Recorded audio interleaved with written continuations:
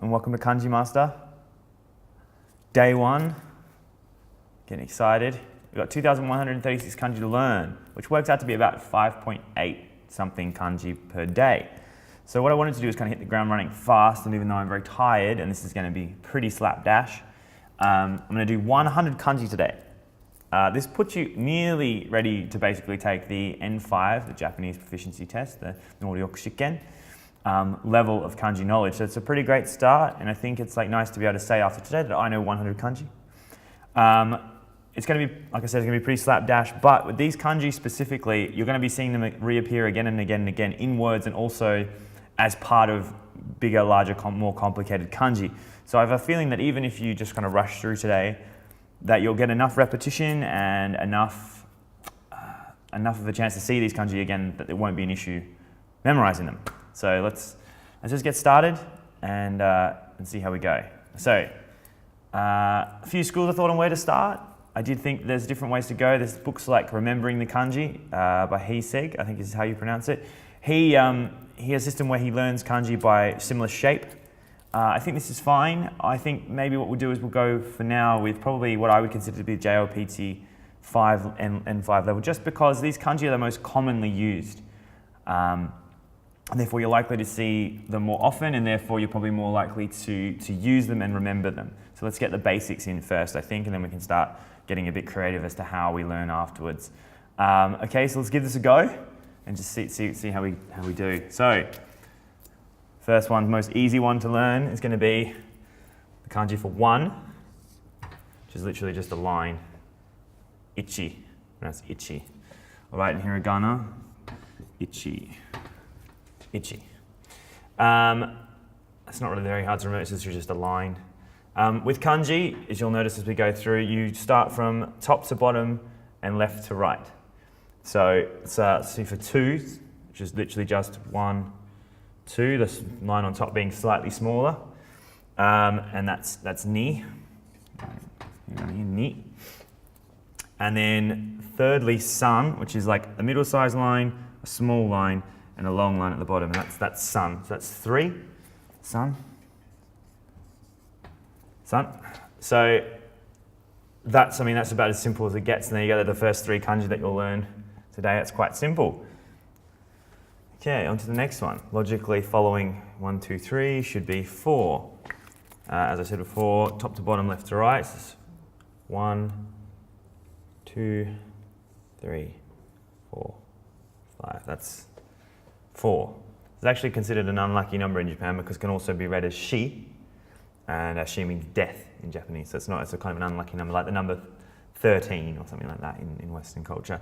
Within this kanji, there's actually another kanji, so I'll learn that one now just for ease of memory. This one is Kuchi, which means mouth, which is actually quite easy to remember because you can literally just turn it into a mouth, right?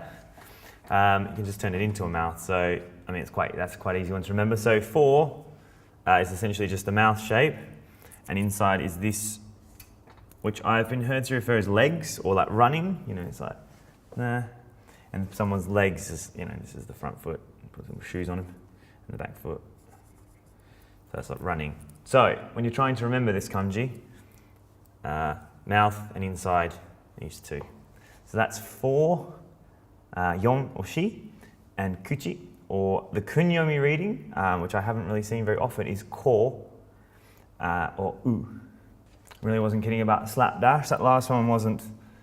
It's ko and ku is the onyomi reading of mouth, and this one here is kuchi is the kunyomi reading.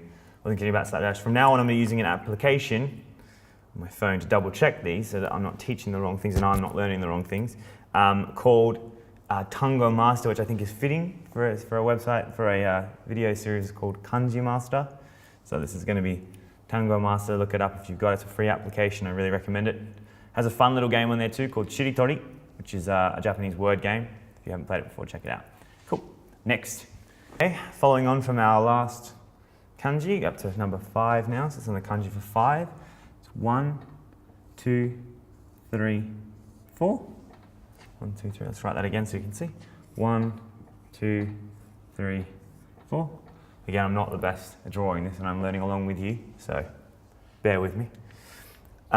It's pronounced either go,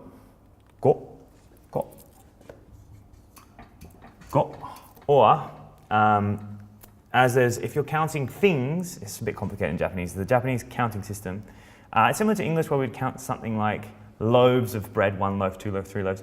Japanese has different counters for all different shaped and sized objects, whether they be mechanical or books or things like that. There's like a number of ways to count things. The most common of which would be, for example, if you're at a restaurant and you're ordering a beer, it'd be biiri totsu, onegaishimasu, bier 2つ、3つ、4つ, as opposed to 1, 2, 3, 4, 5. So just in keeping that in mind, I'll put that down to 5つ.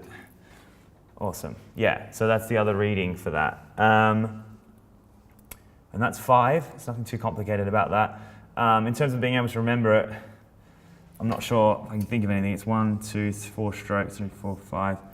If anyone has any ideas as to remembering this one, write it in the comments. Let's just crack on. We've got so much more to go. Okay, so logically, on to 6. I do apologise. The quality of these videos will improve over time, especially when I'm not trying to do 100 in one day, just trying to get it started. And again, like I said, all these, you'll see these come up again and again. So this is 6, which essentially is just 1, 2, 3, 4 strokes. It's like a line, downwards line, 1 line, 1, 2. Again, this is very similar to legs, but these are quite straight. The onyomi reading is 6 or riku. 1, 2, 3, 4, 5, 6. And as I said before in the last one, there's a different way of counting things. And the last one is 5 つ, and this one being 6つ, 6つ. So, 6つ.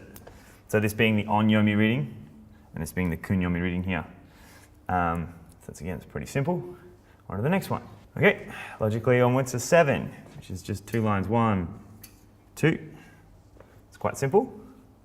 It's not all that dissimilar to the katakana for he, which is like this. He, similar to the katakana he. So that's should be relatively easy to remember this one. Counting up, 7 or 7. So let's put 7.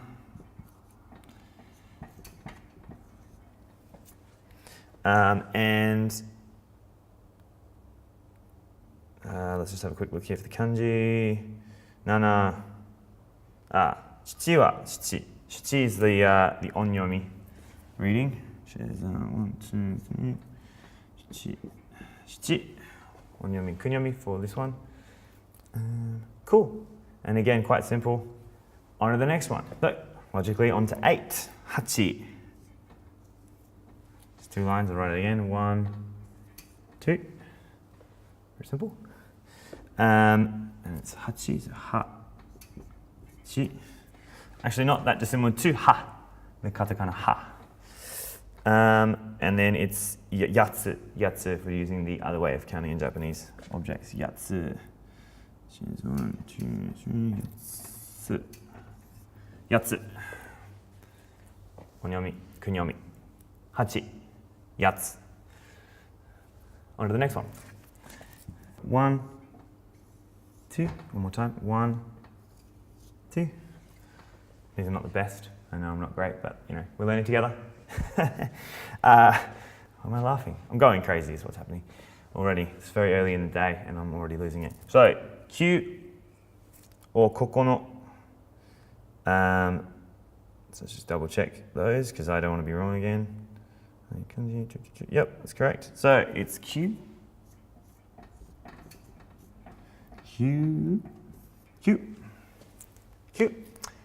Or 9. Yep. This board isn't very stable, it's shaking quite a lot. 9. As in 9つ. 9つ meaning 9. Kanji for 9. Not to be confused with 8, which is like that. It's quite a similar shape, but the 9 sort of takes it a little bit further, joins at the top. Cool, all right, next one. Okay, logically onto 10. Very simple. It's literally just a cross. Way to remember this. For the 10, you could say, you know, maybe if you're a Christian person, you might say Jesus is 10 out of 10. 10. Cross. Cool. The onyomi reading is ju.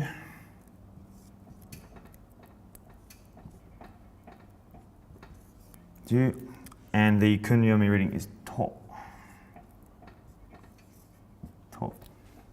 Kokonotsu to would be the next one. To. Ju. Ju and to is the onyomi and the kunyomi reading for this one.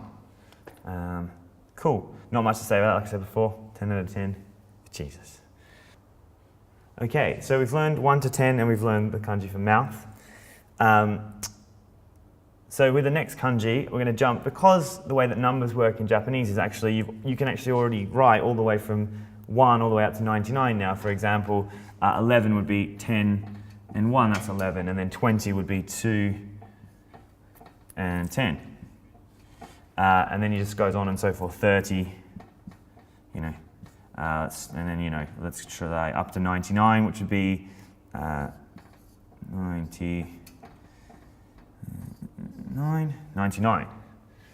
So that's it done. So the next one in numbers would be 100. And now 100, let's quickly erase this for you guys. This is good YouTube watching me erase video, isn't it? It's good, this is very educational. Is hyaku, which is 1, 2, 4. I might do that one more time so you can see. 1, 2, 3, 4, 5, 6. 6. Hyaku, meaning 100. Just double check on the onyomi and kunyomi. Well, the kunyomi is momo, which I've never seen used before.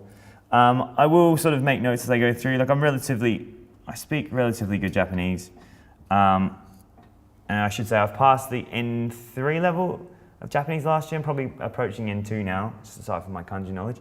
And if I haven't seen a word read in the kunyomi, I'll probably mention it, just so that you spend more of your time learning readings that you're more likely to see, especially as we're trying to rush through all these in a year. So, let's do our best. So, hyaku and momo, but again, momo. I don't know. Next one up, so now we can go all the way from 1 all the way up to 999. The next number you need to learn is 1,000, which is a 1, a 2, a 3. One more time, 1, 2, 3. 1,000. There's a lot of kanji that look very similar to this, so I want you to pay attention to the line. So it's one diagonal line, one straight line, and then straight down. You'll see other variations of this later on. They're very, very similar. And it's pronounced sen, which is sen, and sorry, I'll write that in katakana. Let's do that again just so that no one misunderstands.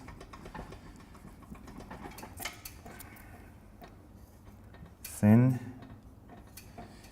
and the kunyomi reading is chi. As in, this one actually appears in the town outside of Japan called Chiba. Well, it's not Chiba Ken, so I guess it's a prefecture rather than a town. Chiba. Chiba. And sen, like san. Like you may go to Japan, you'll see 1,000 yen note, sen. Moving up from 1,000, we go up to 10,000, and this is where things get a little bit confusing with counting in Japanese, because Japanese count things up to 10,000 in increments of 10,000. So for us, we say 100,000 because we count things in increments of 1,000. They count things in increments of 10,000, so they would say 10 10,000s. And then a million would be 100 10,000s, as opposed to us saying a million. They don't have a number for that. They have one for 10 million, which we'll learn later. But for now, we're going to learn 10,000. So it's pronounced man. 1, 2, 3. One more time, 1, 2, 3. And that's man.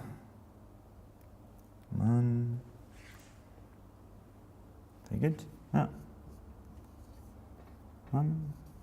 Yep, just double check there's no yorozu. So this should be in katakana. I've done this twice in a row now, guys. I'm very sorry.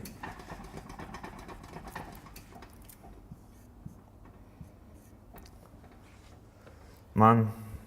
And then yorozu is the kunyomi reading. I'll write it anyway. I haven't heard this one before.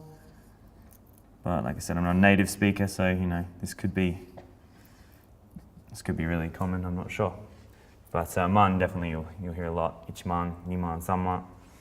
Japanese money is quite big. I mean, they don't have cents and dollars or pence and pounds. They have just yen. So it starts basically at like 1 yen and goes up. So you often see yourself, you're spending $100 or thereabouts, be man yen. Cool, onwards. So we finished with numbers now, which is good.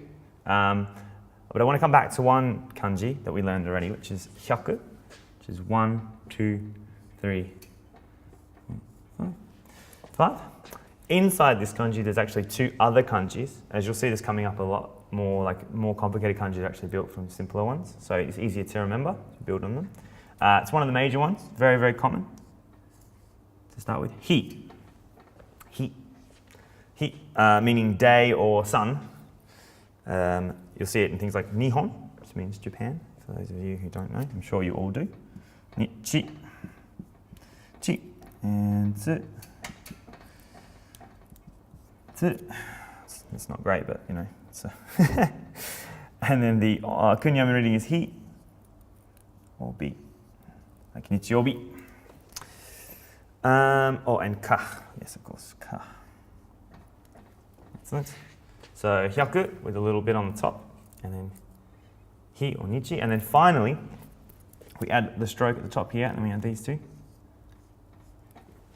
This means white, or shiro. Shiro.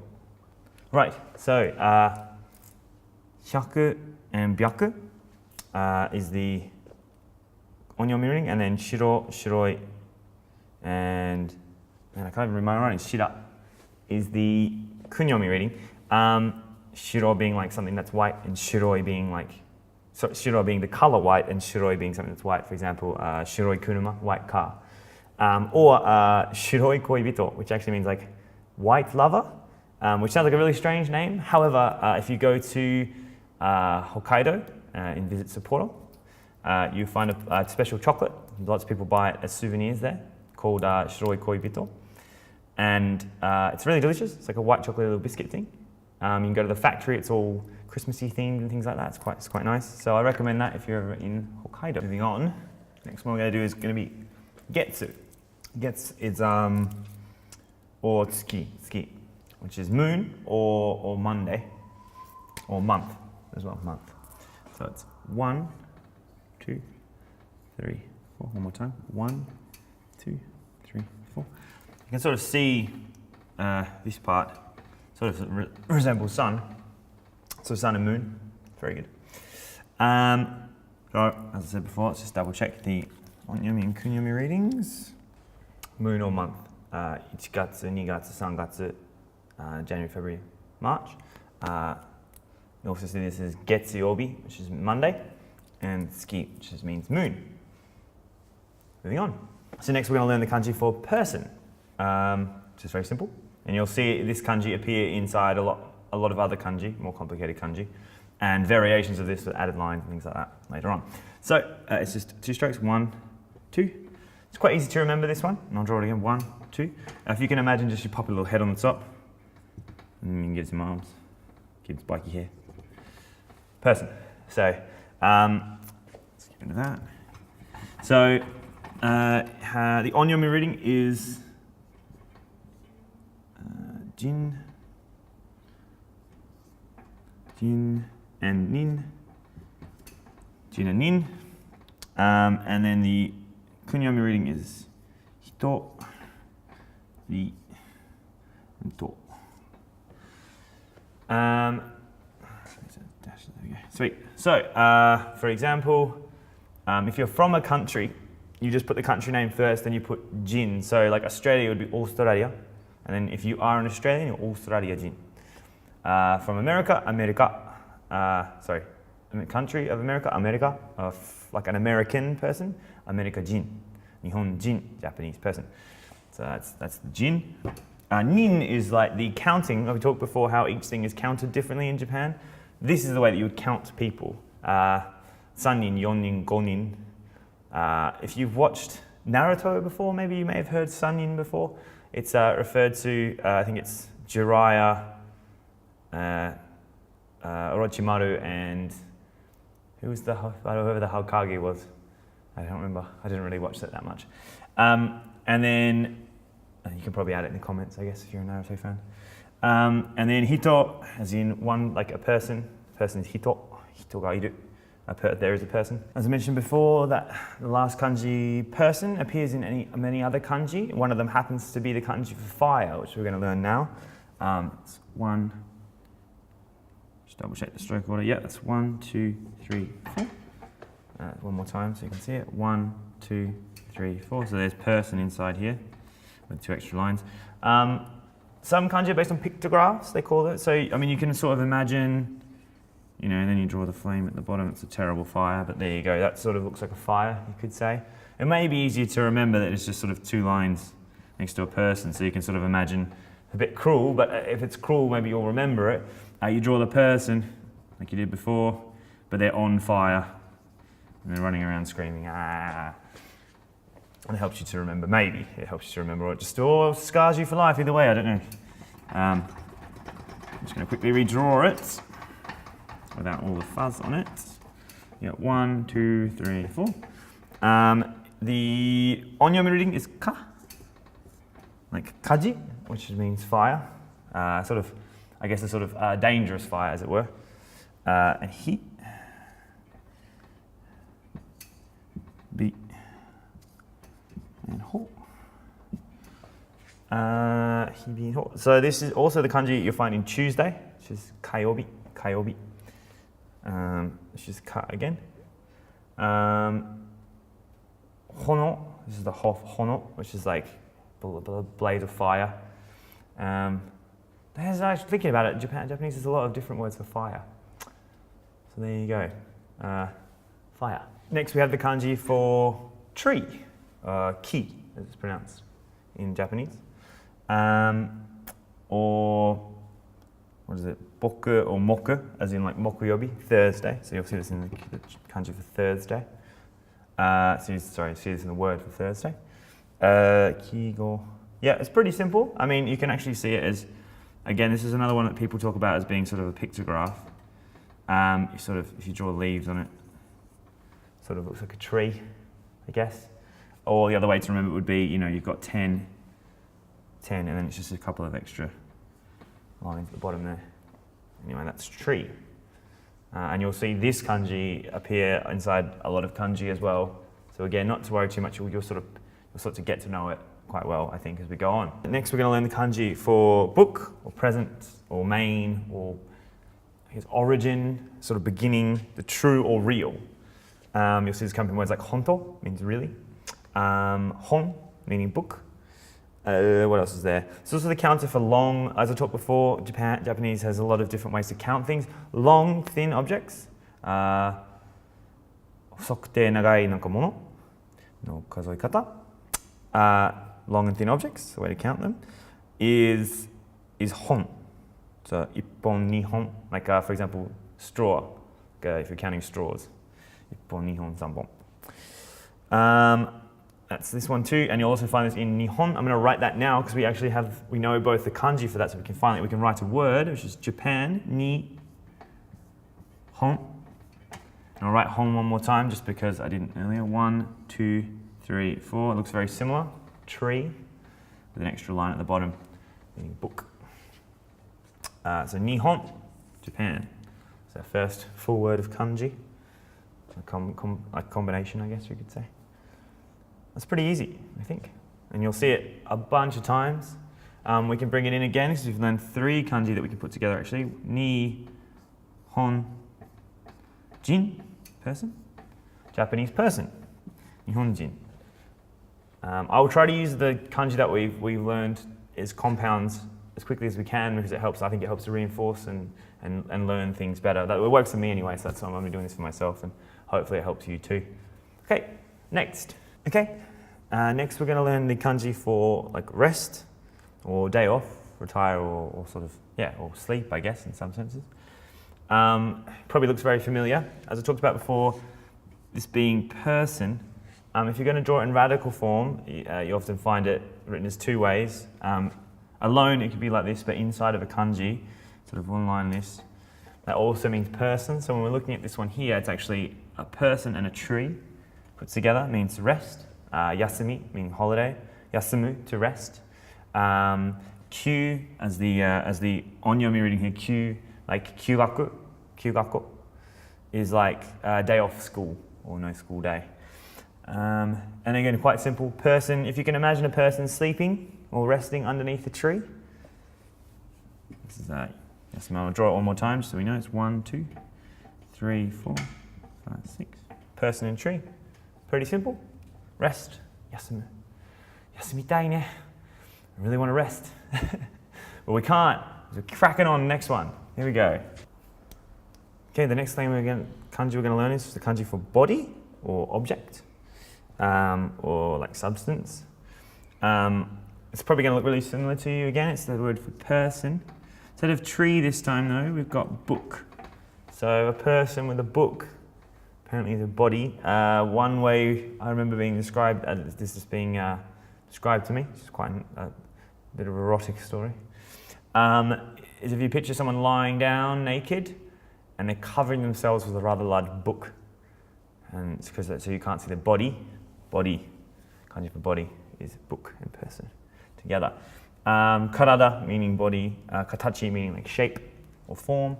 Tai is like body-related things. So like taijutsu, for example, would be like some sort of sports or like martial arts based, like body-related usage.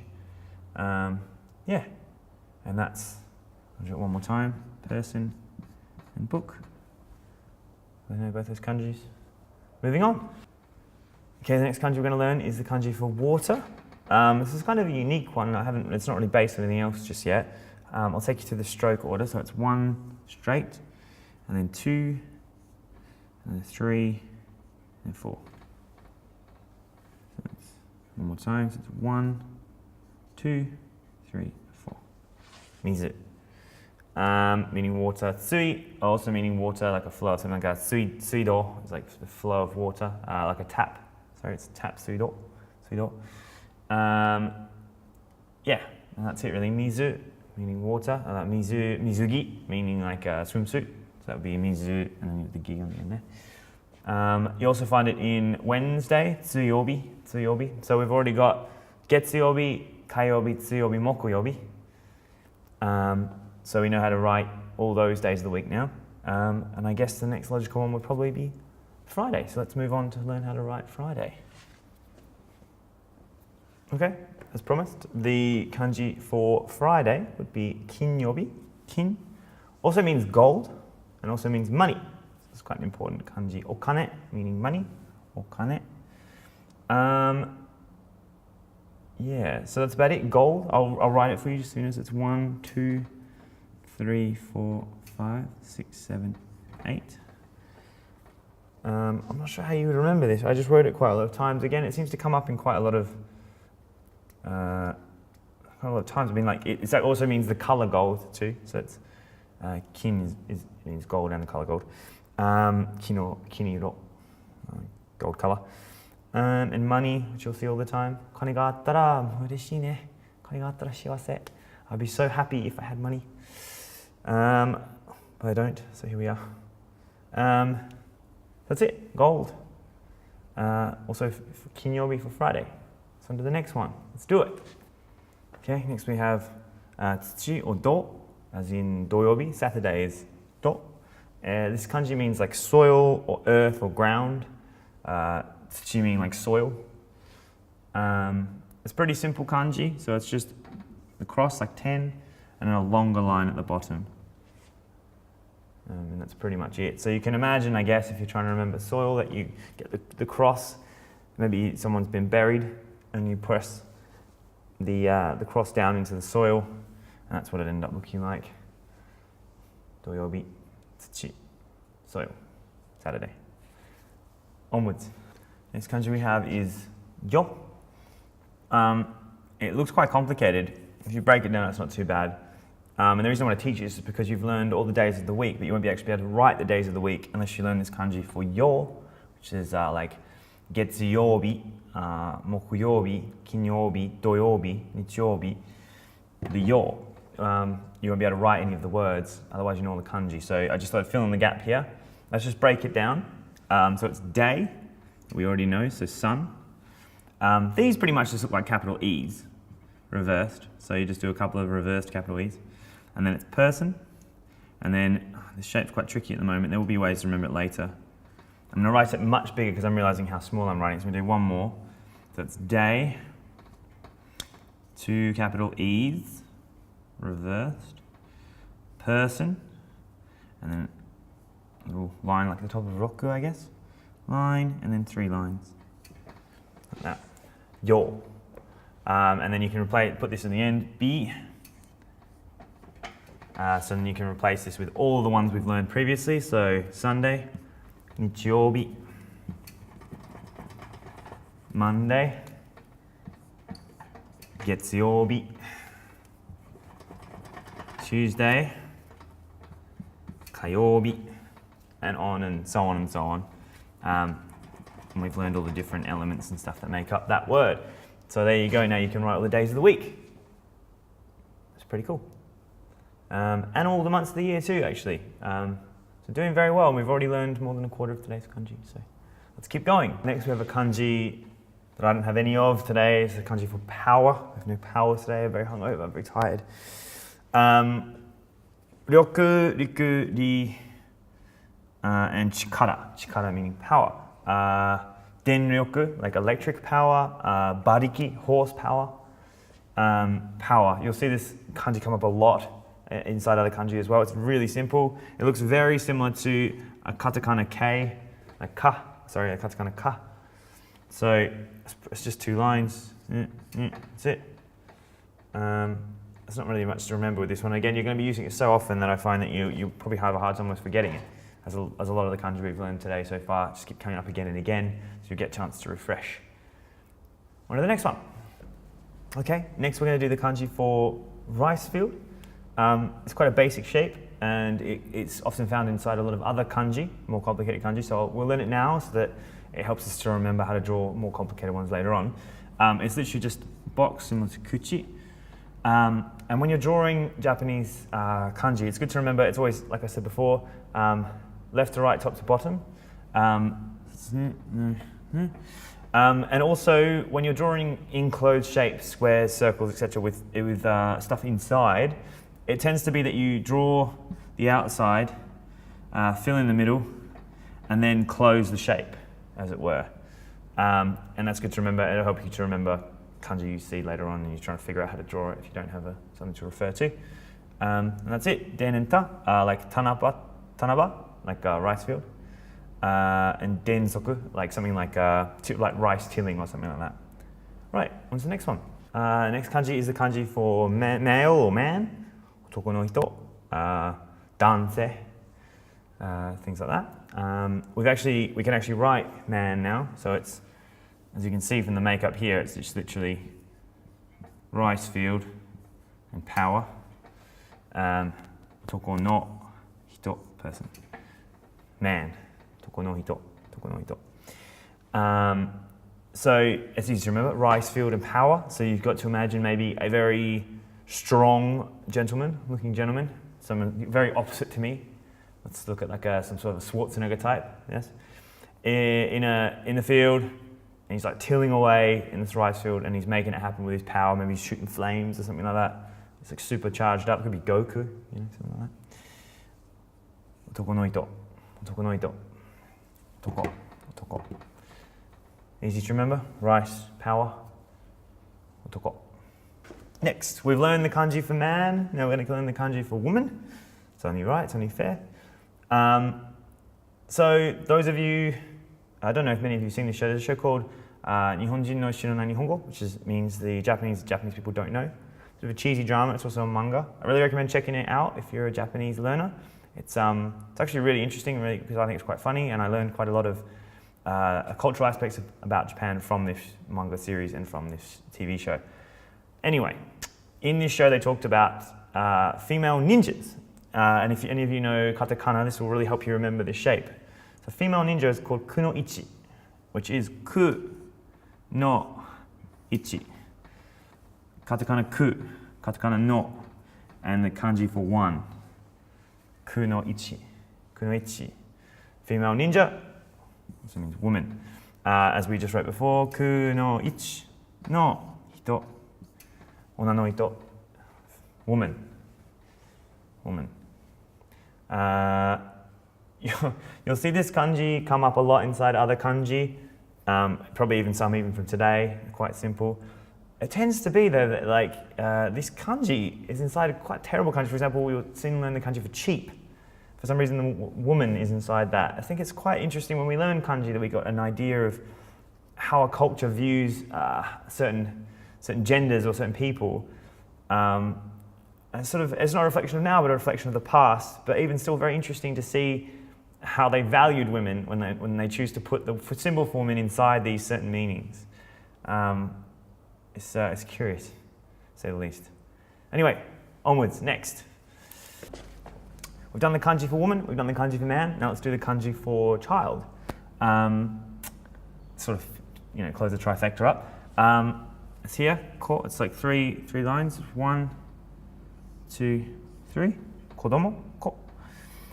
Kodomo. Most commonly in something like ona no ko. Ona no ko, girl, or otoko no ko, boy. That's probably the simplest one. I think the top part kind of looks quite similar to a katakana ma. Like maybe a kid is calling their mama. And then maybe, and then they just come through the bottom there. I've got like the text coming through. That's very professional, isn't it? Anyway, on to the next one. Okay, next we have the kanji for big or large. You'll see this all the time and it appears in many other kanji as well. You probably recognize the shape already. So it's just a line, like one, and then you've got the person. So that's pretty much it. So it's like it's just a big person. So when you're trying to remember something big, imagine maybe a giant. Those of you who've seen Attack on Titan or something like that, I'm assuming because you're studying Japanese, you probably know a lot of anime. So if you can imagine them, maybe you can imagine they have a big symbol on their chest that's very similar to this, which is like a 1, 2, 3. Quite a simple shape. Oki, like it's in big. Oki, oi, as in many. Tai, as in like, let's think, like taishite, which is like much or very. So basically it's big or large. Quite simple, easy to remember. On to the next one. Okay, so we've learned the kanji for big, now let's learn the kanji for small. Again, a very simple kanji. It's just basically one line, 2 on the side. You'll see this come up in a few other kanji. I think that the following kanji we're going to learn will actually have this shape in it as well to help you to remember. Basically just means small, little. Things like chisai,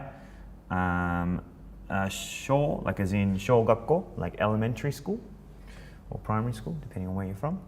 And that's it. Pretty simple. 1, 2, 3. Let's power on through. Okay, so we just learned the kanji for small, and now this is the kanji for few or little. Few or like sparse. So sukunai or skoshi, like more skoshi, it's gonna have a little bit more. Sukunai as in amari sukunai nai, sukunai nai.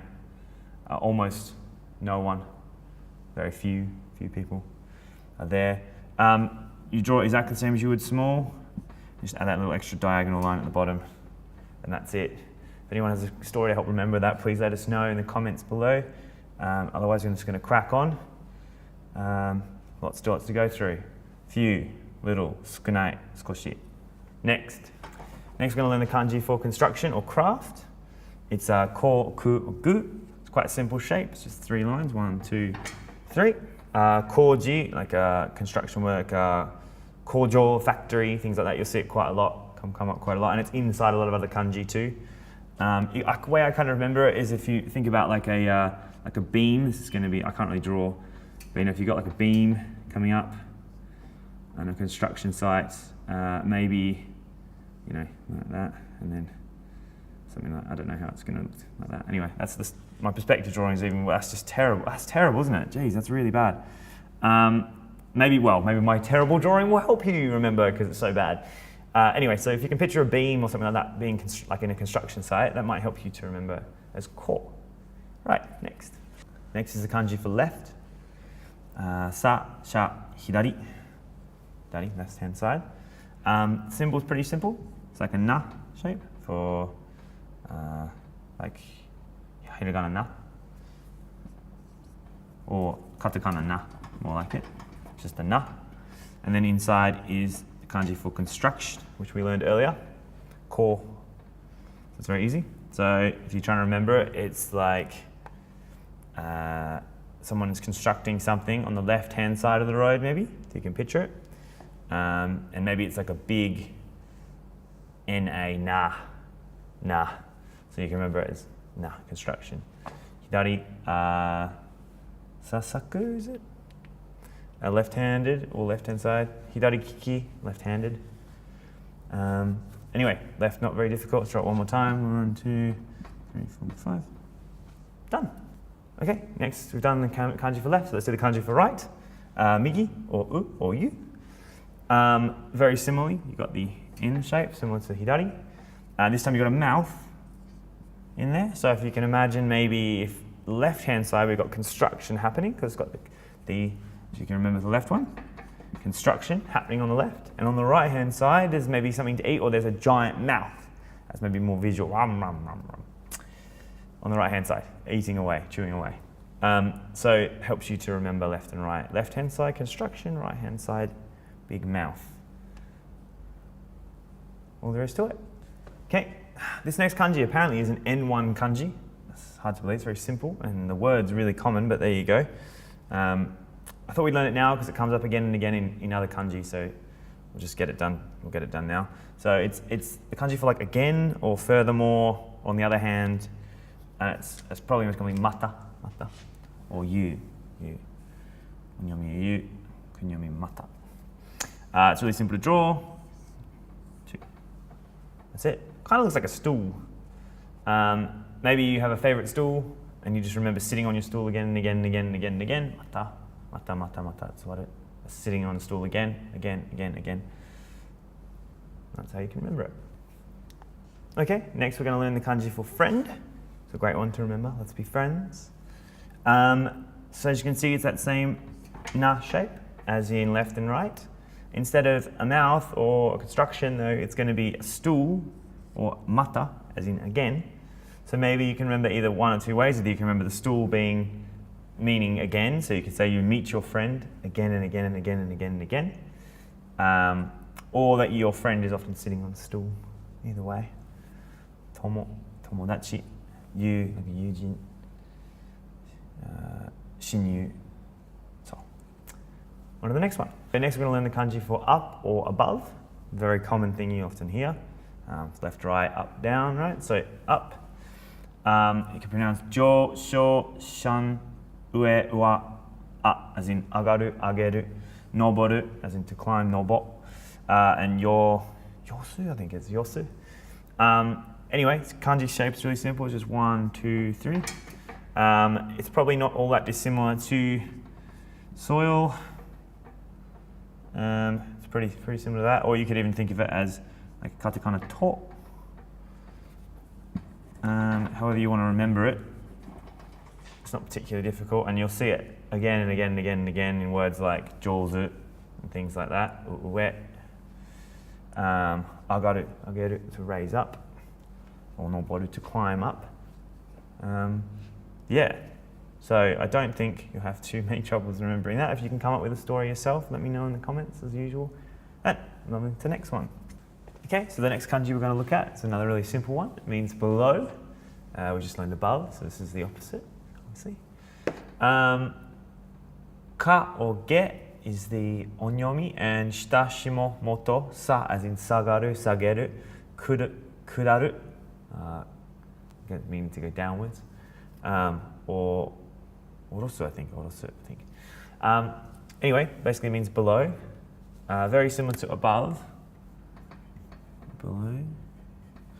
I guess you can kind of think of it as like, if you imagine to, like as in totem pole, for the to, as in the katakana to. You'll see that it's just the toe above the line and the toe below the line. It's pretty simple to remember. So just picture a toe sticking up or a toe sticking down. Remember, it's the katakana to.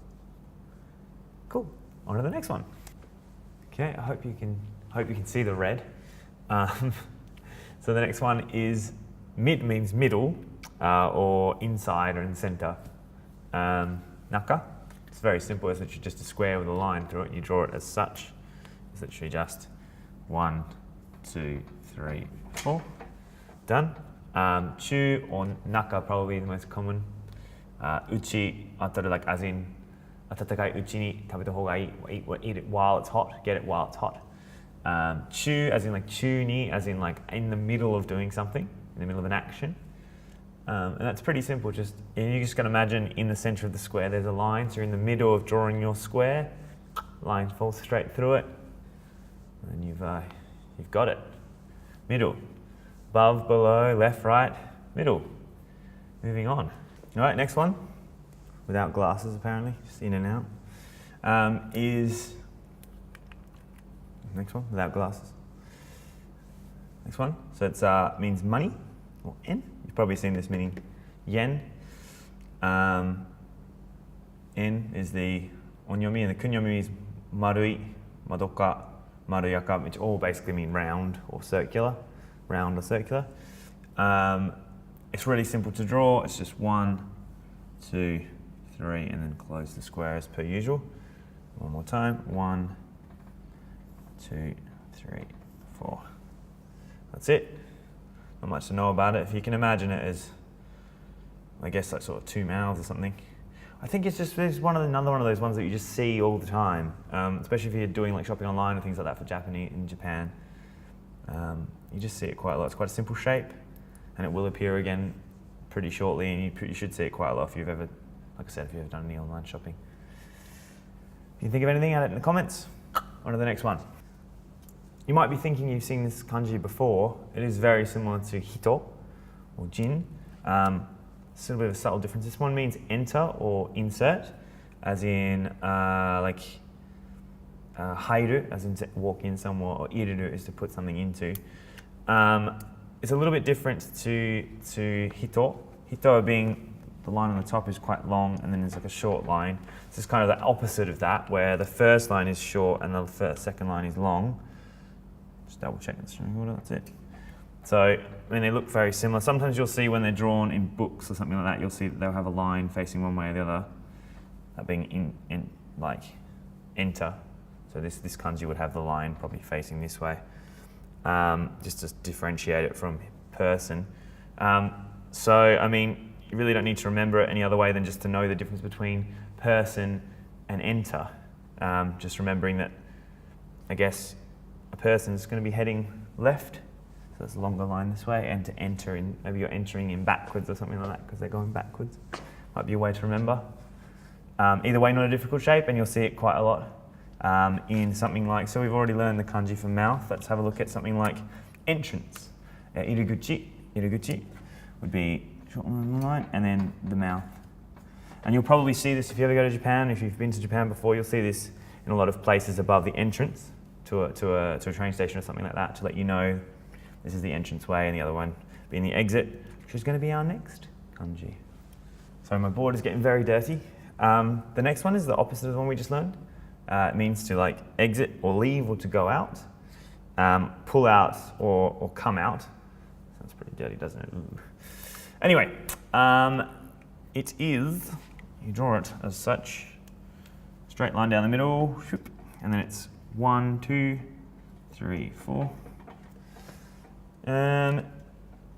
So it's shu, shutsu, sui, deru as in exit, dasu as in pull out, ideru, idasu, same sort of deal. I kind of look at it as, it's a bit strange to me, but I always thought it as sort of like a cat or a bear. If you have a little thing on here, that looks more like a devil, but you know what I mean. But it's like walking out, so you just have to imagine the shape of Venus, this little tail, and draw the little legs in there, like that. There's his little feet. There's probably easier ways to remember it, but that's sort of how I've always seen it. And I just used to remember like a bear or something walking out, and you're sort of looking down at it as it walks out. Tends to be, this is another one, similar to the last one, with iruguchi. You'll see this everywhere too. Oops, you know what I mean. Deguchi, as in exit. Iruguchi, deguchi. And that's all there is to it. Not a very difficult one. Remember the bear walking out if you can. All right, next one. Next one, very similar to some of the other ones we mentioned before, is a pictograph. This one means mountain. It's actually quite easy to remember because it looks quite like a mountain, that's to be fair. Straight line down the middle, left to right, and then another one down on the right hand side. Yama, or sun, as in like in Japan they would say Fuji mountain would be, or like Mount Fuji would be Fuji-san, which is the biggest mountain in Japan, of course. Yeah, I mean, literally, you know, there it is. So I think that's a pretty easy one. Next one we're going to look at means river. Again, it's kind of a pictograph, same as the last one, mountain. You don't really see mountain or river all that often written down. It's just quite a basic kanji, and I think they learn it in year 1 of Japanese primary school or elementary school, depending on where you're from. And it's just they're quite simple shapes, I guess. Similar to this one, you go 1, 2, 3. 3 straight lines. So what, 1 curved line and 2 straight lines. Sen, kawa, river. That's all there is to it, really. Like I said, you're not really going to see this probably all that often, but it is very basic and children seem to know it. So I mean, if you pick up some kids' books, you might see it. And that's it. On to the next one. The next kanji we're going to learn is a very good kanji, because it means good. That was terrible. I'm sorry about that. My mind is already starting to go. But we're about halfway, so let's keep going. Ryo, yoi, I just means good. Means good. The kanji, if you can see it, it's very similar to white. It looks like it has white up here, but the order that you draw the lines in is a little bit different. So it's 1, 2, 3, 4, and then the long one on the right, left-hand side, 4, 5, 6.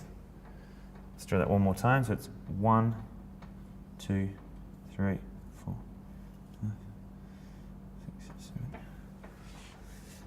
Yeah, that's right. And then we have it's good. It's a bit racist, isn't it? But it's just sort of, you can remember it's good to be white, I guess. I guess when everyone else they go to the beach, they get really, really burned. And even their sort of, I guess it sort of looks a bit like legs, I guess. Their legs get really burned. It's kind of good to be white because you're the only one who's not really in pain. And everyone else is like a lobster. Yeah, that's good. This next kanji means to eat. I apologise, this is getting quite dirty over here. I'm going to try and write over here a little bit more. Shoku, jiki, ku, kurao, taberu, hamu. All mean to sort of eat or have connotation with food, like tabemono, things like that. As you can see, it's good to eat. It's quite easy. This one's quite easy to remember if you already know the kanji for good. So you just put a hat. When it's sunny, it's good to wear a hat too. Hat. And then exactly the same as good. So you can imagine sort of a very good person puts on their hat before they start eating. I don't know why. In most cultures it's polite to take it off, but in this specific case, it's actually very polite to put on. It's like an eating hat. You know, maybe it has the word eat written on it or something like that. Try and remember. Like I said, a stranger, it is probably the easier it is to remember. So that's eat. That's the next kanji.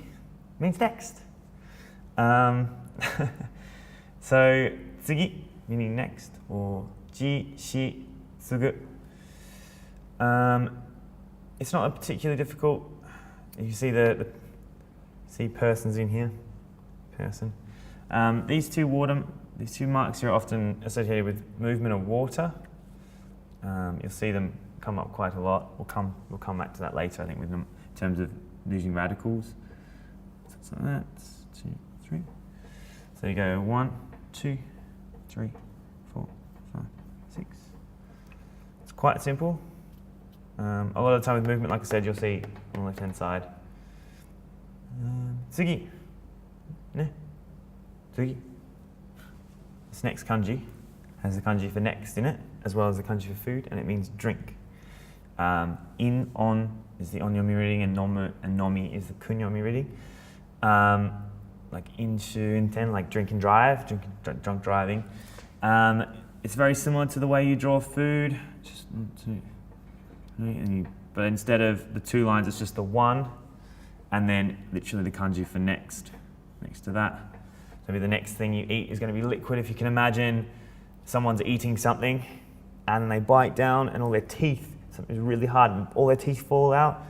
And so the next thing they're going to eat has to be liquid. You have to drink it because they can't chew solids anymore.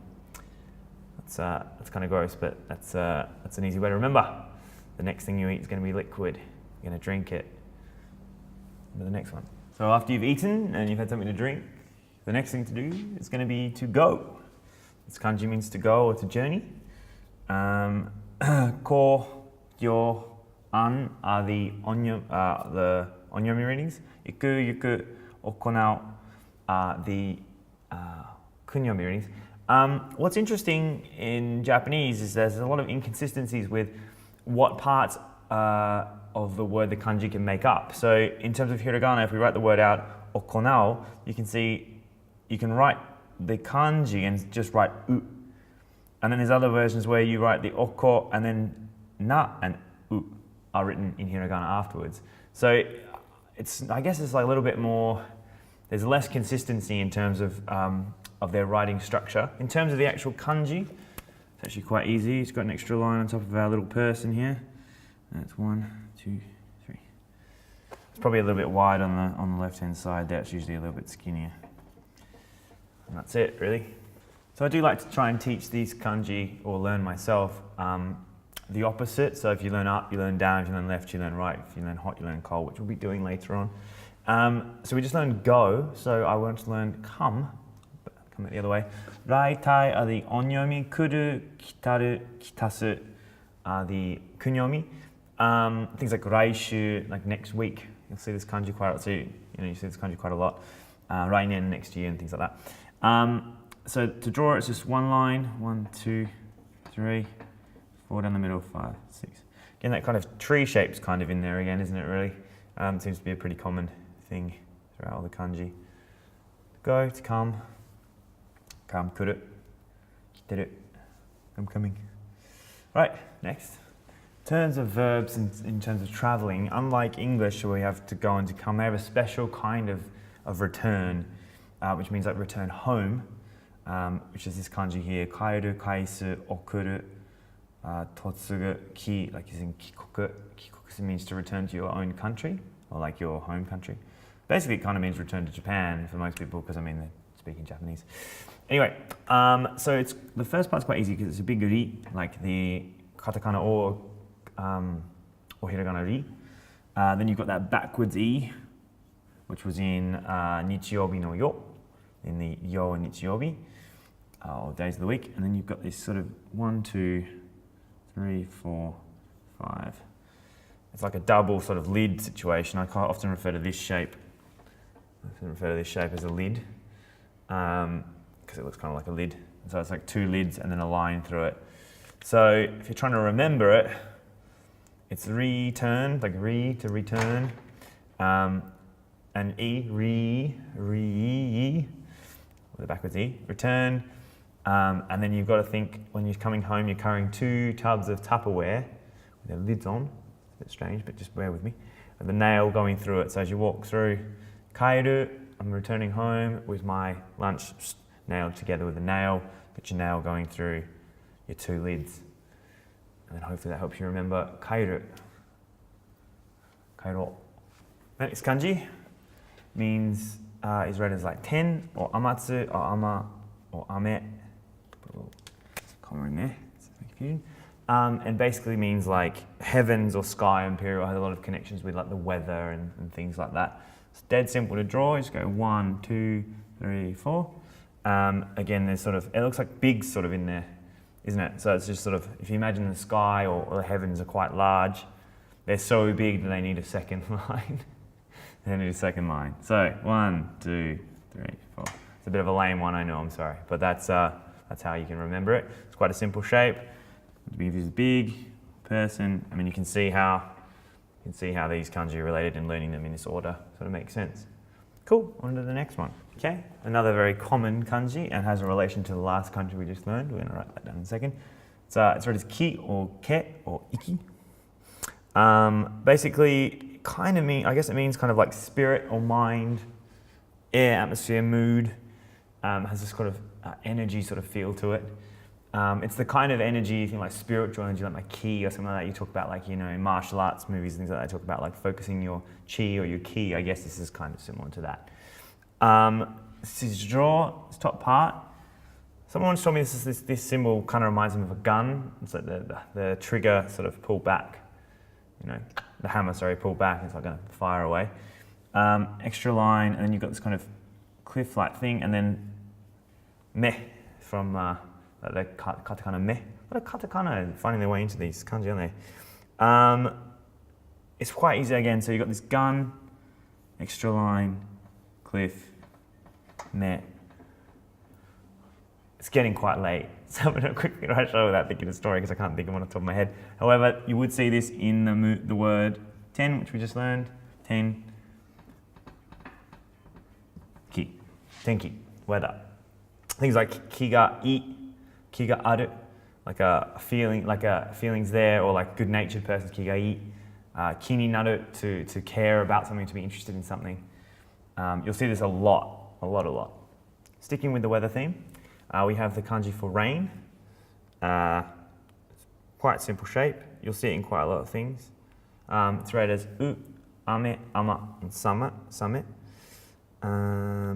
Basically, if you're drawing it, it's a line, side, line through the middle, and then 1, 2, 3, 4. Let's call them raindrops, I guess you could say. So related words, things like use, which would be the sound of rain, or ame just means rain. Yeah, it's pretty simple kanji. See it a lot. It finds its way into a lot of other kanji. I think one we're going to learn now. Okay, another weather kanji. This one's yuki, or means snow, or setsu, like shinsetsu, which is like fresh snow or new snow. Exactly the same as rain at the start. So you just go 1, 2, 3, 4, 5, 6, 7, 8, 9. And then throw that E in at the end. So, I mean, if you can try and remember E as being something very cold, maybe it's outside in the cold, shivering. So it's in the rain, it's even colder, it starts snowing, the E's out there, shivering. So picture a little E out there, shivering away. Rain and snow. This kanji also has the rain kanji in it. It doesn't really have any connection to the rain, I guess not anyway, unless you're thinking about lightning or something like that, in which case this means electricity or electric. Again, it's rain, and then you've got sort of rice field, but instead of a straight line, you're going to come and hook it up. So I guess you can imagine rain pouring into a rice field and then it being electrocuted from lightning or something like that, and then that giving us electrical power. This be denki, electricity. Ki we learned before, this is sort of energy. This ki inside of us also is the ki in energy, as in electricity. So, there we go, denki, rain on the rice field. Strike a lightning, gives us electrical power. So moving on from the weather, we have two new kanji here, both related to body parts. We already know mouth, which is kuchi. So we're going to put two eyes and 2 ears on that face. So here we go. So this is me, meaning eyes, moku, boku, me, and ma. It's really simple to draw and quite easy to remember. If you can just flip it on its side. So we'll draw it the correct way first. 1, 2, 3. So it's just like that. Not to be confused with day. There's an extra line in there. And also, if you flip it sideways, you colour the middle in. It does kind of look like an eye. I'm going to have to throw some eyelashes on it. And you draw 2 of them. So, the next one being ear. Again, pretty similar, but the shape on the lines is just a little bit different. So it's a diagonal line, one straight down, 1, 2, 3, and then 4, finishing it off. So it's a little bit, the drawing style is a little bit different too. With me, it's 1, 2, 3, 4, 5. This one it's 1, 2, 3, 4, 5, 6. Yes, so Mimi and Ji, meaning ear. You'll probably see these quite a lot. These kanji are used in a lot of other kanji. Anything to do with hearing or something like that is going to have this in it, and anything to do with visual stuff, seeing. Yeah, there's just a ton of kanji with this in it. So we'll move on into the next kanji, a bit of a random one now. I don't think this is actually in the JLPT N5, but I think it's worth teaching because the shape comes up quite a lot. It means gate. So mon, as in gate. Kado or to is the kunyomi reading. It's really simple to draw. It's one line, 2, 3, 4, 5, 6, 7, 8. 1, 2, 3, 4, 5, 6, 7, 8. 8 strokes. I mean, it's pretty easy to imagine too. I mean, it pretty much looks like a gate. I mean, if they were touching, you know, or even like one of those saloon doors, you know, sort of thing. Or you could have it as a bigger, you know, draw the walls up. So I'm walking through. It's quite easy to imagine, really. It's a bit of a pictograph, this one too. Okay, following on from gate, we have one that means like interval or space. This kind of interval or space. Kan and ken are the onyomi readings, and ida, ma, and I are the kunyomi readings. Things like ida ni, meaning in the middle of. It's easy to sort of imagine it because if you've got a gate, exactly the same way you drew the last gate, and then you put the sun in the middle of it. If you can imagine, it's like a blinding light right in the middle of the gate. It's creating this space, this interval. It's able to peek through between the two gates. It's quite easy to imagine. I hope it is anyway for you guys. There you go. Space or interval. I dare say my kanji are getting sloppier and sloppier as we go along here, but you know, we're quite far into it now. So this kanji means to listen or to hear, which sounds kind of counter because kiku means to ask and kiku also means to hear, back and forth. Kiku. It's bun and mon for the onyomi reading, and kiku and kikoeru meaning to be able to hear in the kunyomi reading. This is the onyomi reading at the top. My apologies. Throw a gate. If you put your ear in between the gate, you can listen, and maybe you can ask questions too, very secretly. And there you go. It's literally just exactly the same as the gate, and then you just draw an ear in it the same way that you would draw an ear. And that's all there is to it. To ask or to listen at the gate. Okay, straight on from listening, we're going to have a look at the kanji that means to look or to see. It also means like hopes and chances, ideas, opinions, like ikken and things like that. This is the ken here for the onyomi.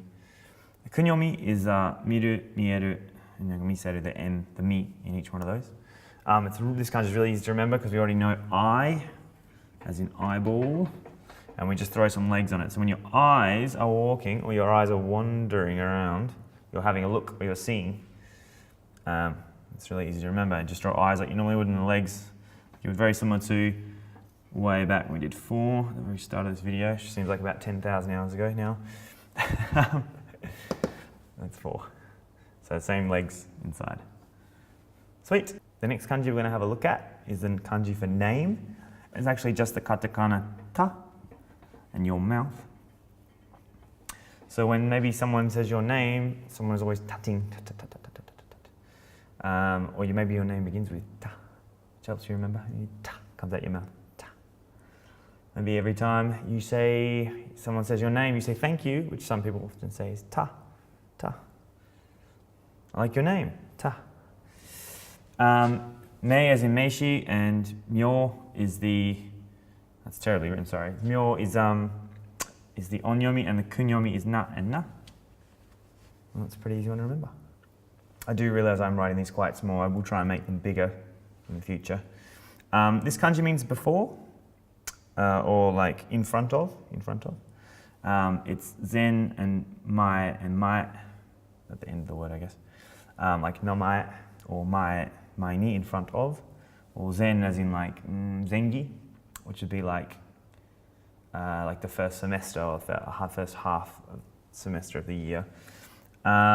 It's pretty easy to draw. You throw some horns. I'll call them horns. onto a 1. You got the moon. You got the katakana ri. So what's the story we can think of for this one? Horn sitting on top of a number 1 on the moon. And then there's also the katakana ri, I guess, is on there too. So you can imagine horns, the big horns on the moon, on top of the moon, and next to the moon there's a ri. He's looking up in the sky, and it's quite strange. Maybe it's before the end of the world, before anything else happens, or maybe before you wake up, when you're having a strange dream, before you wake up, you see this strange kanji in the sky. I might name. So as we just learned before, let's write that now. Na. Might. Ooh, little squirrel there. Anyway, the might onwards. Oh, it's getting late. It's actually like nearly midnight now. This has taken a very long time to do. I've been trying to edit as I go. Soto, basically outside. Gai is in like gaikoku. So the onyomi reading gai and ge. The kunyomi reading soto, hoka, hazusu as in like unfasten or undo. Azureru to be like disconnected from, and to. If you can write the katakana ta and the katakana to, you can write this kanji, tato. Again, ta, you can say like thank you, ta. For the toe, as someone throws a toe outside, you're like ta, ta for the toe. Outside, ta and to, soto. The next one we're going to look at means before or ahead, previous or future. It's a bit confusing because it means like the future and the past, basically. It's read as sen, saki, or the ma from mazu. You'll see this in like sensei, and then saki ni as before. It's pretty easy to draw. It's 1, 2, 3, 4, and then the legs, 6. It kind of looks like you've got this little extra line here, you've got this little extra line here, but aside from that, it's almost like soil with legs, which is very strange, and I'm thinking of a story here. If you could ever imagine, you often see this in sensei, this kanji, so let's use that as an example, sensei. Your teacher is just a big pile of mud walking around on his little legs. Super strange. But it should make it very easy to remember. So you've got this little extra line, just don't forget this little extra line, and then walking soil, sen, saki, mazu. You will again see this kanji a whole bunch. So if this story isn't really sticking with you or you think it's a bit absurd, don't worry about it. I promise you will come to know this kanji quite well. With this kanji, I think you can see just from the number of readings that there are that it is incredibly common, and you'll be using it all the time. It basically means like life, birth, like genuine, and you'll also see it in the word we learned before, that sensei, this is the sei, sei, which is the onyomi sei and sho. Ikiru, to live, ikasu, umu, to give birth, umareru, to be born, haeru, to grow, naru, musu, like umu nama, like raw, real. To draw it, it's like a little diagonal, similar to the one you saw on sen, similar little diagonal line, and you've got 1, just double check this, 1, 2, 4. Let's do that again, 1 diagonal, 1 through the middle, 2, 3, 4. I mean, honestly, if you can go even a day without seeing this, I guess you're doing pretty well, because I mean, people who are alive or being born or growing, eating anything raw, which in Japan obviously we know sashimi and sushi are a big deal, so there'll be a lot of that on the menu too.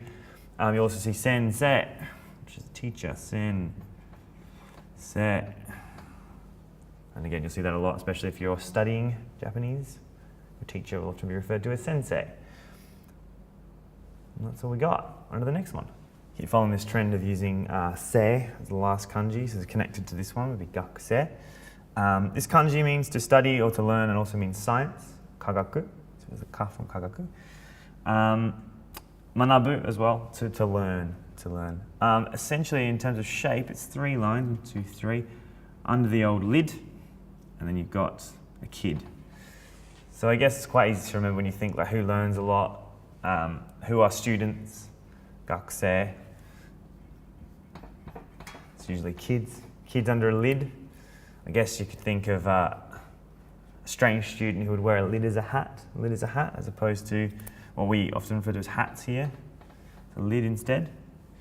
And then potentially, because it's raining, I mean, you've got your 3 droplets here. That's not really what it means, but we'll just go with that for the moment. Again, it's a kind of kanji, especially if you're studying, because it means to learn and kind of, you find it in student, that sensei and gakusei and manabu and all this sort of stuff, these are the words you'll come across again and again because you're actually actively studying and you're a part of this like education program. So I wouldn't worry too much about it. It seems like a bit of a cop-out on these ones, but honestly, you have a hard time forgetting it. Plus, you know, most of the shapes here you've got anyway with the lid and the kid. So let's move forward. Just to give myself a little bit of a break from kanji that are a little bit difficult to explain how to draw. This one very much looks like what it is. Kuruma or sha, which is like vehicle or car. You just draw it with the 1, 2, 3, 4, 5, 6 line through the middle. I mean, all you have to do really is just pop some wheels on the side here. You got yourself a car. You'll find it in, tied up with a kanji we've learned before. It's always good to use these compound kanjis, compound words. So that helps us remember. So den, sha, densha, as in train. So electric vehicle means train. And you'll see it a lot more in other things. Jidosha meaning vehicle, things like that. You will see this a lot. And it looks like a car, so I think that's a good one. This one might seem a little bit strange to learn this early on, as it is kind of rare. It means temple, specifically Buddhist temple, and ji is actually a counter for temples. But the shape does come up in a lot of other kanji, so I just thought, as we're going to learn one that has it inserted in there now, that we'll just put it together. If you break it down, the top actually is the same as tsuchi, soil, as we've learned before. And the bottom, well, it's not exactly correct. It's very similar to stick or to glue. We haven't learned this yet. I'll just quickly draw it on the side here. That means to stick together, like haru. I'll just get rid of that real quick. Tsuku, sorry, that's tsuku. So you just soil on glue. So I guess if you are trying to think of a temple as something that binds maybe a community together or a group of people together, you can think of, they put on the soil, they put some glue down so that people can't leave this temple, keep people there, keep them stuck. Maybe that's a way to remember it. We'll just draw it one more time. 1, 2, 3, 4, 5, 6. There we have it, tera. The reason behind learning tera or temple is becoming apparent now when we look at this kanji, which means time, or hour, depending on what you're looking at, like ji, 8ji, 8 o'clock, 8ji han, like 8:30, or whatever time it is now, like 3 o'clock in the morning or something. This is taking so long. Toki, time, doki as in tokidoki, as in sometimes. To draw it's pretty easy. You just draw a sun and then put it next to the temple. You could think of time as being sun traveling over the temple or next to the temple. Sunrise being a time that you go to your temple to pray. It sounds actually pretty easy to put together, and you will use it all the time. Jikan, meaning time. We've already seen interval. This means jikan means actual time. Jikan ga attara, kono video no tsukuru. If I have time, I will make this video. But I do, so I am. 時間があるから作ってるよ。I have time, so I'm making it. And there we go. That's it. Time. Okay, the next two kanji I've done together because they're kind of a pair, I guess. This is mum and dad. Looking at them, they're pretty simple shapes. To draw a dad is just literally 1, 2, and then draw an X. I'm not sure how you can remember. It's quite simple. Does it need a story? I mean, you could look at it as dad X marks a spot on the old map. And maybe you could look at these as eyebrows. You raise your eyebrows as your dad marks the X on the map. Mum, I always think this looks like a window. So I imagine my mum looking at the window. 1, 2, 3, 4, 5. These lines are a bit more diagonal, I apologise. It should be more like that. Dad is read as fu or chichi. Chichioya as in dad or to-san. To, I'm not sure why that's not there, but there you go. Mom is haha or ka-san or kaka. Sometimes you hear kaka like mama. Bonyu like mother's milk or something like that.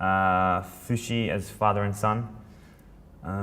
Yeah, these come up a lot, as you can imagine. Mum and dad's pretty common. Haha no hi, Mother's Day, don't forget. We can draw that actually. Haha no hi. Haha no hi. Mother's Day. Since we've learned gaku, meaning education, I thought we could learn the other half of things like school, so we can talk about going to school. Plus, this kanji, as you can see, has the kanji for dad in it, which we've also learned, so this should be really easy to remember. The only has onyomi readings, and it's ko and kyo. Things like gakko. I'm trying to think of a kyo reading. Can't think of any off the top of my head, maybe it's not that common. Maybe it is, who knows. So to draw it, you just draw a tree, and then you've got your one with a dot on top, and then you've got your dad.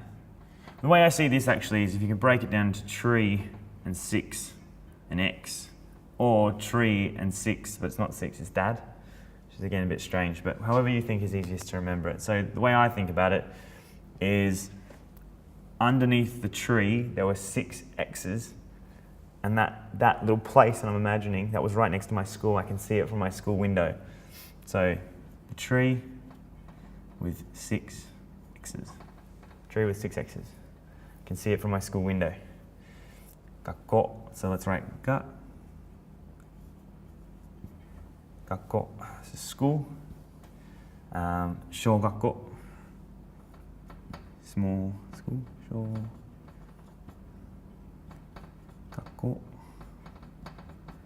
Shogakko. Elementary school. Chugakko. Chugakko is middle school, and we've learned this term for middle. I think the next one we should learn is probably high, so we can write high school. So let's do that. Okay, to finish our explanation of elementary school, middle school, and now high school, this is the koko from koko, as in high school. It also means high or tall or expensive. Takai basho, like an expensive place, or expensive as in tall, as in high place. High level. Kokyu, like high level. To draw it, you've got this one, 2. You draw yourself a mouth. Put a lid on the second mouth. I always try to remember that it's expensive to feed 2 mouths, so you should put a lid on one. And you've got this little thing at the top. I really need to come up with something like that, and I will come up with something to help remember this soon enough. But for the moment, it's 2 mouths is expensive. So put a lid on one. Strange, but again, this is another one of those kanji that you'll come across all the time, and it'll be ko.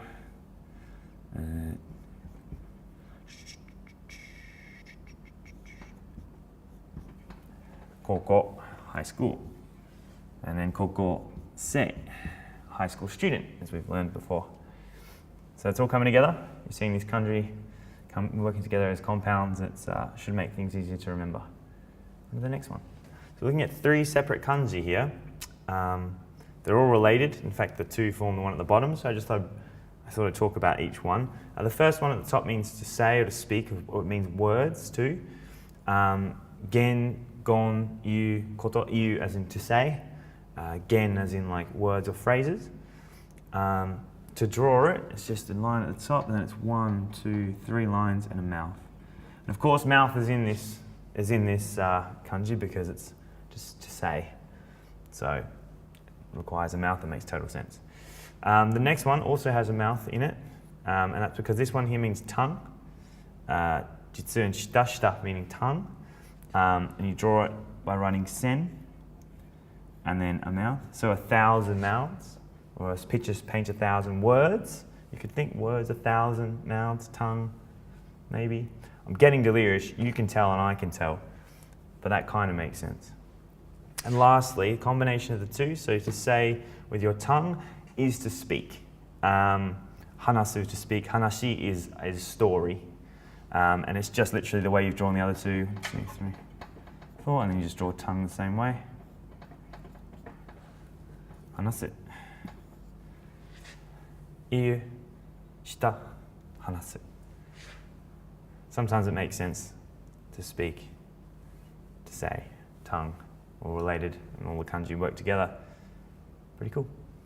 And to round out our kanji about speaking, words, and language, we have a kanji meaning just that, word, speech, and language. As you can see, it's made up of speak and 5 and another mouth.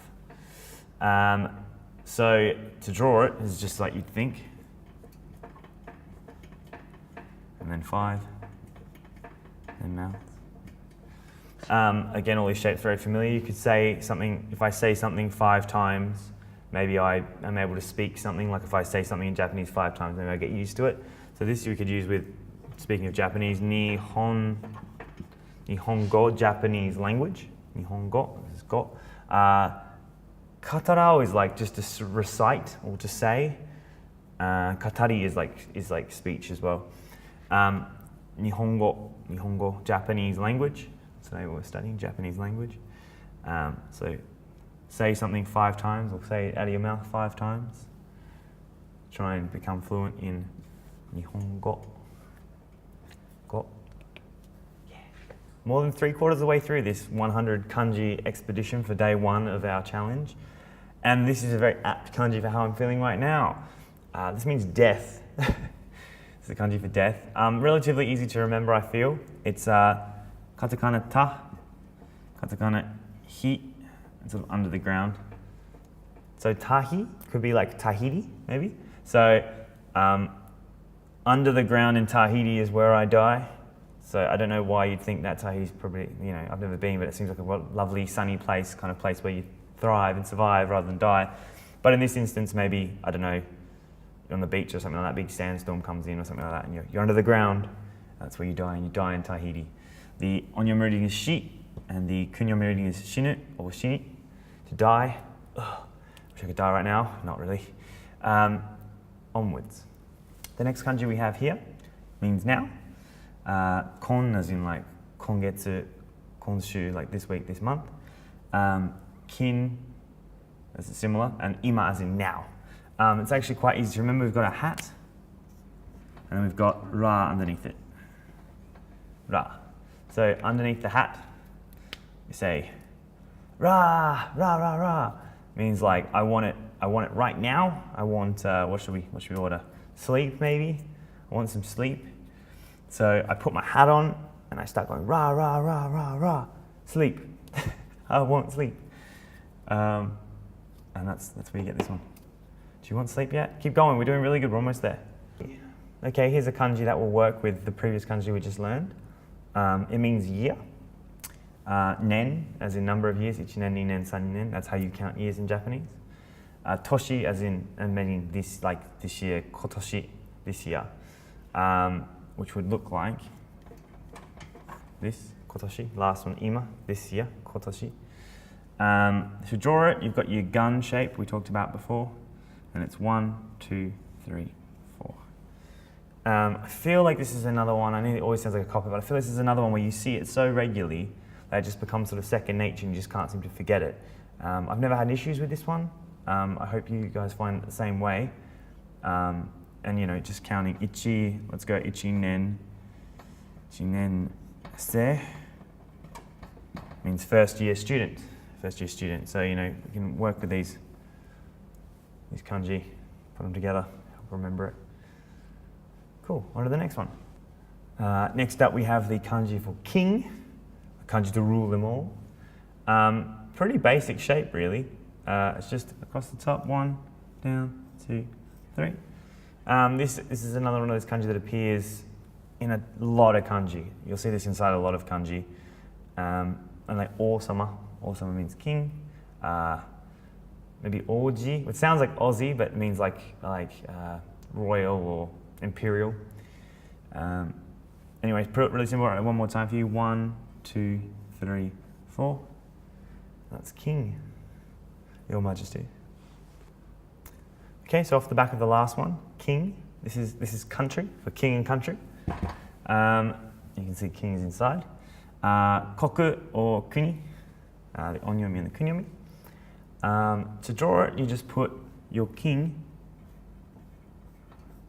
who let's say is sweating or spitting or something, inside a big mouth. Let's think of a country that's so like a giant that's so big, is almost as big as a country, and the king lives in his mouth, which is a really strange thing to think about, but there you go. It's really late now. I feel like the mind's gone. This is about as creative as you can get. Country, koku kuni, the king inside the big mouth, sweating. That one little dot, don't forget the dot. Cool. The next kanji is pretty adequately placed because this is probably how you're feeling, this video is feeling right now. This means long or leader. This is sort of leaderless, this video now. Cho is the onyomi, and nagai or osa is the kunyomi. To draw it, you draw a line down one side. It's 1, 2, 3, 4 long line. Then you trying to draw the bottom of good, as it were. When you remember when you draw good, feels like at the bottom. So you've got this E, this good E, and good E's last a long time. They last a long time. So you've got the E on your 1, I guess. That's good. It's good. Good E. Cho, like chonan, like first son. Nagai as in long. And that's it. That's all there is to it, really.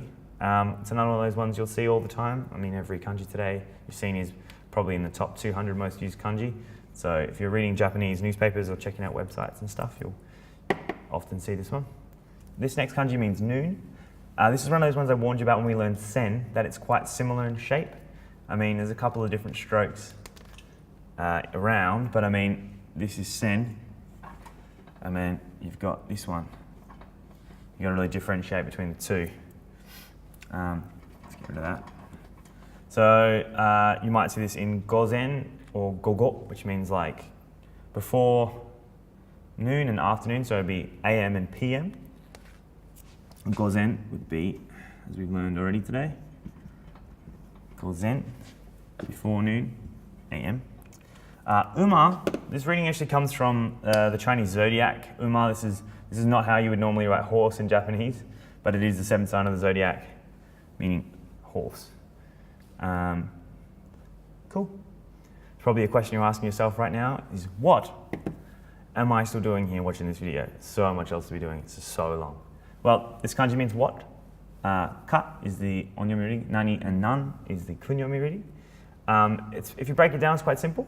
So you got person, you got one, you draw a mouth, and draw a hook. So, potential story for this one, if a person is standing there and one hook suddenly lands in their mouth, suddenly, surprisingly, they may say, oh, what? Nani? Nani? Huh? Nani? It's a bit of a strange story, but it helps you remember, and it's one of those ones you'll just see it like, it's a question word, so I mean, you're likely to see in every second line of dialogue in something probably, because a question and answer, question and answer. I don't think you'll have any problems remembering it, but there you go. Person, one, mouth, hook. And remember the rule when you're drawing things, they're inside before you close it up. That's the order. Okay, 90% of the way there, guys. Just hang in there. This is number 90. So this is mai or goto, meaning every time. It's like every time I think this video is finished, there's another kanji and another kanji. If you can imagine it, like you draw a gun, and you draw yourself a little window, a big line through it, imagining the bullet traveling through. It's like every time I look out my window, someone tries to shoot me, you go, duck, duck down, duck. Every time. My nen or something like that, you could make this into my nen, or every day someone's trying to shoot at me, my Ichi. Again, this kanji will come up a lot of times. This means every, so every time, my kai. There's a lot more to go, but 90% of the way there for today. Hang in there. Every time we do a kanji, we're one step closer. Sorry, this is getting harder and harder to read. Once we've done these 100, I'm going to give this a proper scrub for tomorrow. This kanji means half. We're way past the halfway point at this point, but half. Han or nakaba meaning like halfway done or halfway through. Or like hanbun, like half part, like half of something. I said half a lot of times there. This is getting scary. Anyway, you got 1, 2, 3, 4, 5. If you break it down, it's almost like there's the kanji for 2 in here. And if you put a line through it, that's half of 2, which is 1. You got 1, 2 kind of splitting out. You can imagine the action, it's almost splitting the 2 in half. Sort of visual sort of thing, if you can do it. Plus, it's not very complicated. It's 1, 2, 3, 4, 5. Oop, and it's one that you'll see quite often. So, half asleep, half dead, half cooked. Let's go. This is long since past, but this kanji means evening. It's literally just the katakana ta. It means like yube, like last night, yugata, like evening, konseki meaning this evening. It's really simple. It's drawn exactly the same way as the katakana ta. I guess you could think about like the sunset or the evening, and on the sun there's a big T with ta or something like that, maybe. Anyway, it's really easy to remember. It's just literally exactly the same as the katakana. If you know katakana, you're good to go. Nice catch. Did you see that catch? Okay, this kanji is adequate for that little droppage I just had. This means hand. Quick hands there. It's read as shu or zu, te or ta. The onyomi is shu and zu. To draw it, essentially just 3 lines, each one slightly bigger than the next, and divide it. A little kicker. Story-wise, it's very similar to the number 3, but it's like incrementally growing larger rather than one small, big. You can find it in things like tagami, like letter. Shuchu, I think you can find this in the shuchu as in like in one's control. I'll just draw it one more time for you. So it's 1, 2, 3, each line getting slightly bigger. So that's another body part you go now. So it's another body part you now know. What's that? Mouth, eyes, ears, and now hand. Doing good. Oh, and body. Very good. Again, another kanji that's probably not very adequate for this point in time. This means early or fast. So and sa are the onyomi, and hayai, haya from hayai, and haya from hayamaru or hayameru, and sa are the kunyomi readings. To remember it, it's actually just kanji for sun and the kanji for 10. So if you think that in Europe, where I was living for a while, London, in summer the sun never sets earlier than 10 in the evening, which is amazing. So at 10:30 at night and it's still day, it's still like sunlight. It's amazing. So I just remember it that way. You can try and think of your own if you like, but sun before 10, never before 10 in summer. It's too early. Okay, another very simple shape. This one means to stand, to rise, or like to erect a building or something like that. Or just stand up. Ritoru is the onyomi reading, and tatsu, the ta in tatsu, and tatteru, the ta in tatteru, is the kunyomi reading. I'm trying to think of things like tatsu, mostly stand up. When you draw it, it's literally just 1, 2, 3, 4, 5 lines. It kind of looks like, again, it's sort of a person, but you can sort of imagine them sort of standing up and standing very big and tall and wide. Put a little head on them, put a little hands on here. Yeah? Big, wide person.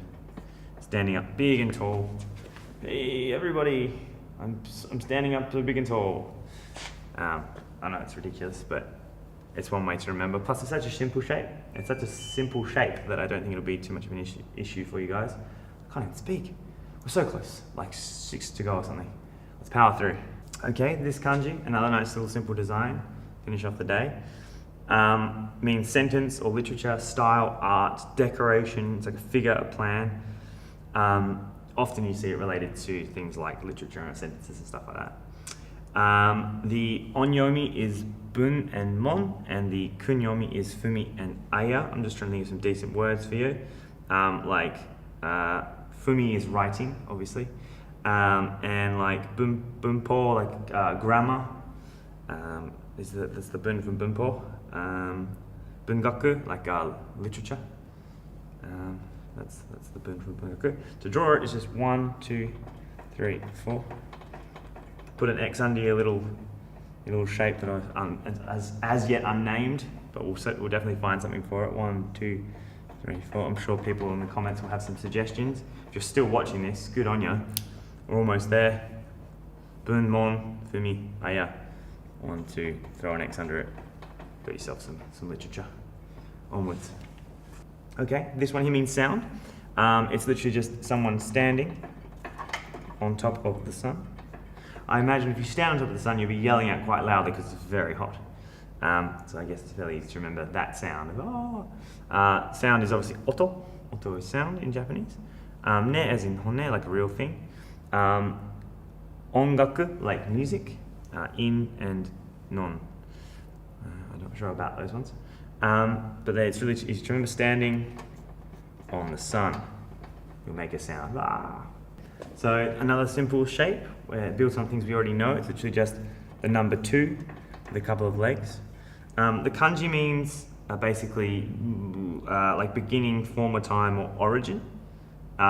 You'll see it in a word I'll just spell in a second, but it's gen, gun, and moto.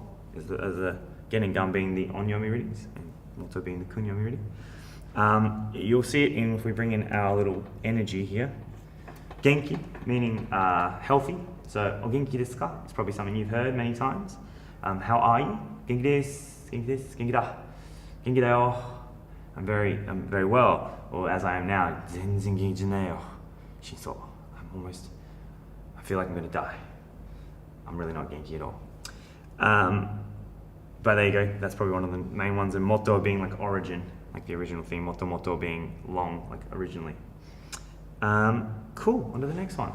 If you've made it this far in the video, this kanji here, this strange looking one with the 4 lines, is something that you have, and this is heart. It's not the beating of a heart, like the real heart in your chest, but your mind, your spirit, your feeling, like, oh, my heart aches for, you sense of stuff. This is the heart they're talking about. The kunyomi reading is kokoro and gokoro, and the onyomi reading is shin. Let's find some related words, something like shin being heart or mind, kokoro as is heart, of course, as it is. Yeah, that's pretty good. To draw it, it's 1 line and then 1 long line, 1, 2. I will show the camera very quickly what it looks like when it's printed. I can get it bigger for a sec. Yeah, okay. I don't know if you can see that. Might be too blurry. But it looks very different when it's typed as opposed to when it's actually on the board there. When you write it and when you type it, it looks very different. Just be aware of the difference. And that's it. You've got heart. We've got 1 more to go. Let's do it. And here we are, number 100. We made it to the end. This is it. It's the last one for today. Oh, I'm excited. Can't wait to have a lie down. This one means stop. It's time to stop. The kunyomi reading is shi. The onyomi reading is the onyomi reading is shi. The kunyomi reading is tomaru or tomeru, todomeru, yameru, yomu, sasu. And it's really easy to draw. It's just 1, 2, 3, 4. I imagine it's a pictograph form, like there's a person in front, maybe a police officer, will draw him there, putting his hand out because behind him there's a kid waiting to cross the road. He's reading the cross. And that's it. You've made it through 100. I'm so proud of you. I'm proud of me for not being dead yet. This is unbelievable. I'll quickly edit this and go to bed. I will see you tomorrow for another maybe 5 or 6 kanji. Let's really lower it down. It's going to be chill from here on out. This is the start of our journey. Let's hope we can get to the end together. Happy 2018, everyone. Let's do it.